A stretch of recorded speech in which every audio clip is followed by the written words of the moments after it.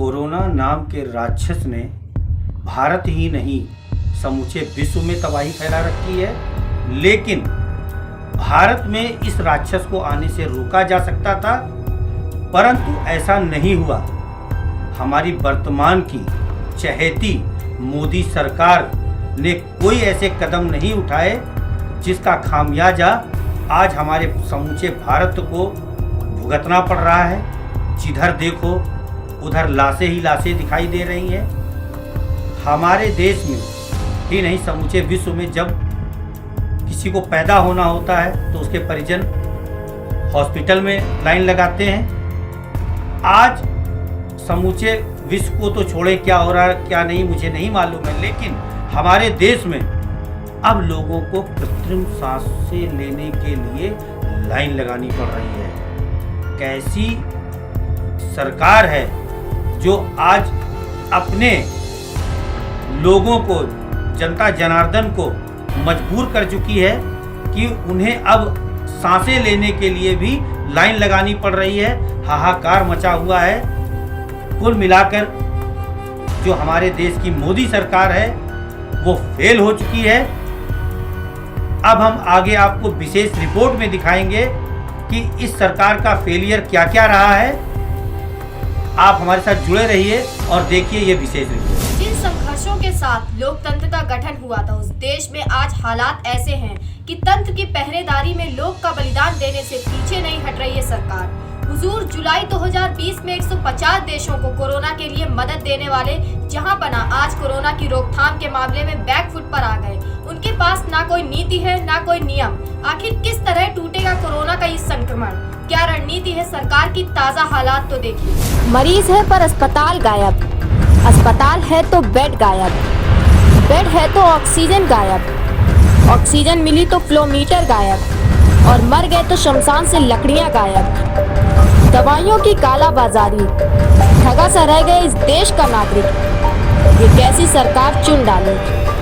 देखिए कोरोना के ताज़े हालात सिर्फ जन एक्सप्रेस पर। दोस्तों, ये एक ऐसा सवाल है जिसने हंगामा कर दिया है। वर्ष 2020 से सरकार कोरोना महामारी से बाखबर थी। टीके को मंजूरी मिलना पहला काम था देश की ज्यादा से ज्यादा जनसंख्या को टीका लगवाना, लेकिन टीकाकरण के अभियान को कैसे चलाया जाए इस पर कोई रणनीति सामने नहीं आई। सरकार ने कोई गुप्त नीति बनाई हो तो ऐसा है ही नहीं। टीकाकरण का सीधा नियम की उम्र के हिसाब से उसके अलग अलग स्लॉट बनाए गए और सबको रजिस्ट्रेशन का मौका दिया गया, जिसके बाद टीका लगवाया गया। शायद हमारे लोकतंत्र के पहरेदार ये भूल गए कि भारत की जनता किस हद तक लापरवाही को अंजाम देती है। जो अपने अधिकारों के लिए सजग नहीं, वो टीकाकरण के लिए क्या सजग होंगे। ऐसे में ये काम सरकार का है कि लोगों को टीका लगाने के लिए चरणबद्ध रूप से तैयार करे। जिस तरह वोटिंग के लिए घर घर जाकर चुनाव प्रचार कर सकती है, राम मंदिर के लिए घर घर जाकर चंदा इकट्ठा कर सकती है, क्या टीकाकरण के लिए ऐसा कोई साहसिक कदम नहीं उठाया जा सकता? इस समय भारत की स्थिति ऐसी हो चुकी है कि पाकिस्तान 50 एम्बुलेंस का ऑफर दे रहा है, सऊदी अरब, यूएई और सिंगापुर ऑक्सीजन दे रहे हैं, जर्मनी 23 ऑक्सीजन प्लांट दे रहा है, फ्रांस 8 ऑक्सीजन प्लांट गिफ्ट कर रहा है, संयुक्त राष्ट्र 11 प्लांट भेज रहा है। 150 देशों की मदद करने का, दम्भ भरने का यह परिणाम है कि फिलहाल अभी 7 देशों से मदद लेनी पड़ रही है। ईश्वर करे कि यह संख्या 150 देशों तक न हो। एक तरफ कोरोना की महामारी से जनता त्राहिमाम त्राहिमाम चिल्ला रही है, वहीं सरकार है जिसे जनता केवल वोटर नजर आ रही है। इन सब के लिए जिम्मेदार है चुनाव आयोग। आज मद्रास हाईकोर्ट ने तो चुनाव आयोग को कोरोना महामारी का सबसे बड़ा कारक बताया। वहीं प्रयागराज हाईकोर्ट ने भी सरकार को लॉकडाउन करने के निर्देश दिए, लेकिन वोट की प्यासी सरकार ने इसे यूं नजरअंदाज कर दिया जैसे उसे जनता की जान की कीमत ही ना हो। टीकाकरण पर जोर न देकर सरकार ने चुनाव को ज्यादा जरूरी समझा। आज चुनाव आयोग को यह बताना चाहिए कि किन कारणों से उसने बंगाल के विधानसभा चुनाव को 8 चरणों तक खींचा है। जब पूरे देश का चुनाव 7 चरणों में कराया जा सकता है, केरल, तमिलनाडु, पांडुचेरी और असम के चुनाव अधिकतम 4 चरणों में हो सकते हैं, तो बंगाल का ही चुनाव क्यों 8 चरणों तक खींचा गया? और महामारी की आपदा में जब देश भर में आफत मची थी और सभी दल सिवाय बीजेपी के चुनाव के बाकी चरणों को खत्म कर एक ही चरण में चुनाव कराने पर सहमत थे, तो किस लॉजिक से यह बात नहीं मानी गई और बीजेपी की बात मानी गई? इस निर्णय के पीछे क्या लॉजिक था, या केवल एक सनक का परिणाम था, या किसी के निर्देश का मात्र अनुपालन था? संवैधानिक संस्थाओं का मतलब यह बिल्कुल नहीं कि उनकी कोई जवाबदेही नहीं। वह इस महामारी में भी बजाय इस विकल्प पर सोचने के कि कम से कम अवधि में चुनाव हो जाए, चुनाव के लिए लंबी अवधि का निर्धारण करें। आज जो कोरोना की दूसरी लहर और अधिक भयावह हो रही है, क्या उसकी जिम्मेदारी चुनाव आयोग लेगा? केवल यह आदेश जारी करना ही पर्याप्त नहीं है कि सब कोविड प्रोटोकॉल का पालन करें, बल्कि यह भी जरूरी है कि उक्त आदेश का पालन कराने के लिए आयोग ने क्या प्रयास किए और ऐसे प्रोटोकॉल का पालन न करने वाले नेताओं और मीटिंग के संयोजकों के विरुद्ध क्या कार्रवाई की गई। कोरोना की दूसरी लहर के लिए मद्रास हाईकोर्ट ने चुनाव आयोग को जिम्मेदार ठहराया है। चुनाव आयोग को हाईकोर्ट ने चेतावनी दी है कि अगर 2 मई के लिए सही योजना नहीं बनाई गई और उसे लागू नहीं किया गया तो वह मतगणना रोक सकता है। देश में कोरोना वायरस की नई लहर के कारण हाहाकार मचा है।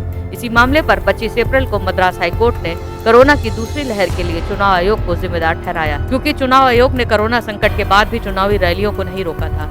मद्रास हाईकोर्ट के चीफ जस्टिस एस बनर्जी ने सुनवाई के दौरान कहा कि चुनाव आयोग ही कोरोना की दूसरी वेव का जिम्मेदार है। कोर्ट ने कहा कि चुनाव आयोग के अधिकारियों पर अगर मर्डर चार्ज लगाया जाए तो गलत नहीं होगा।